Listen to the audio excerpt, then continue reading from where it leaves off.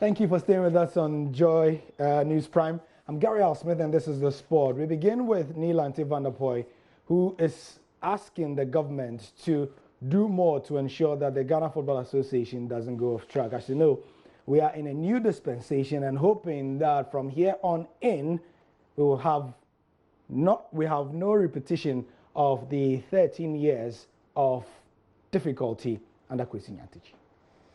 It's important that as a country, we now look at what this GFA will be doing and not allow them to off track into what happened some time ago, which led to number 12. By making sure that especially our parliamentary committee will be up and doing, scrutinize the work of the FA. Mr. Speaker, it is wholly unacceptable for us to say that government will continue to fund football, but government should totally stay off football. Government must have an interest that the money we are putting into football, no, this one, the statement is about football, so we have to focus on football. Yes. Government must still be interested that we are putting money into something and that thing must yield the desired result. That thing must inure to the benefit and the development of this country. It shouldn't be the case that we'll continue to be putting money into it and a few people, a group of people will just be there and they will be benefiting, they will be enriching themselves because the system has given that advantage to them that nobody will have the right to interfere.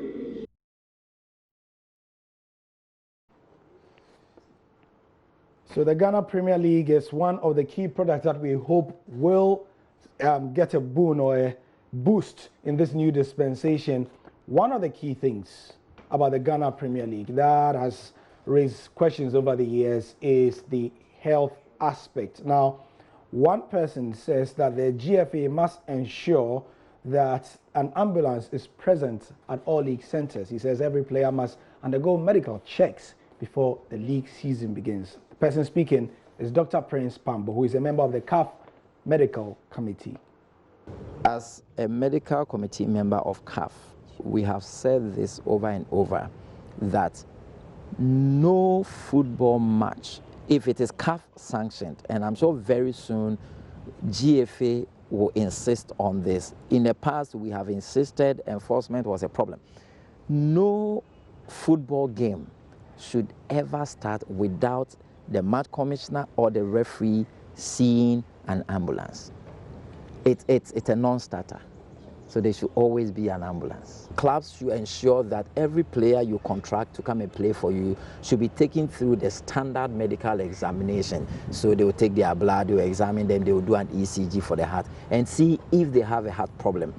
Then such a player would have to be prevented from participating, correct the problem before they come in. So the first aid starts from prevention, and prevention will start from you subjecting yourself for medical screening. National team level, every national team has a doctor, and we do have our meetings because all national team members, team doctors are part of the GFA Medical Committee. The problem we have, you mentioned Hartlepool, you mentioned Kotoko. It will sadden you to know that sometimes, aside when they have continental engagements, some of these big clubs, during even their league matches, you go on their bench and there's no doctor. Wow. I have seen it not once, not twice. And if you take these two teams out, the rest of the premier clubs in Ghana do not have doctors. You know, ideally, you're supposed to have a doctor, you're supposed to have a physiotherapist, you're supposed to have a masseur. This should be the least you should have by way of a medical team. I'm telling you, they don't have a doctor. Most of them do not have physiotherapists. Most do not even have a qualified masseur. So you see some chaps with some ice chest running on the pitch. You call them and you speak to them. They are not even masseurs to start with. What he didn't say there was that in the Ghana Premier League, when you go around and you see those people, and you call them Mazé, they don't know what you're talking about. When you say Mazoa, then they know that's what we are talking about. He says, I'm the Mazoa of the club. Anyway, I was telling you a couple of days about the FIFA Under-17 World Cup and how the African teams are making the continent proud. Now, guess what? Senegal are continuing that fairy tale story. They stunned the Netherlands to book a place in the knockout stages. An absolutely intriguing clash in Group D. It's a Euro-African affair, the Netherlands versus Senegal. Signal to someone. Oh, great chance, 1-0. Hammered in by Banis, no one near him, and the Dutch have the lead inside 10 minutes. Disorganised defending from the Senegalese, and they have been punished. It's broken kindly. Boy, great cross, 1-1. They're only ahead for a matter of minutes. We're just going to have a look here. In the middle of your picture, we're looking for a possible foul. And he's going to rule the goal out and give a free kick. Brath is in possession here. He's doing really well, 2-0. Not sure who got the final touch, but will it have been Banis? They're going to have a look. Was offside, so still just 1-0. Ion from Faye. And then the shot's beautifully struck. Well struck initially, but the deflection meant that Ratzi didn't have a prayer.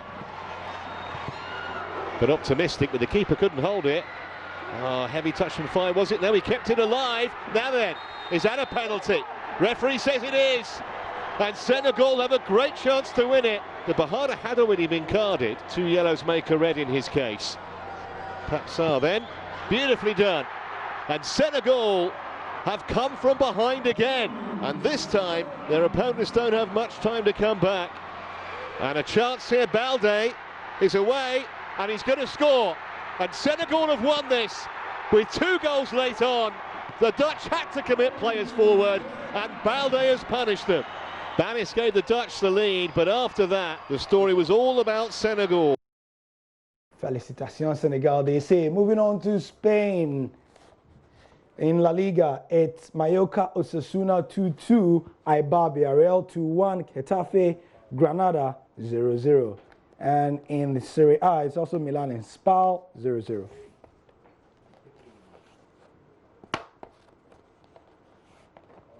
That's about it for the sport for now. I'm Gary L. Smith. You can get more on myjoyonline.com. And Spencer Ando, as usual, will be here at 10:30 for Fan Zone.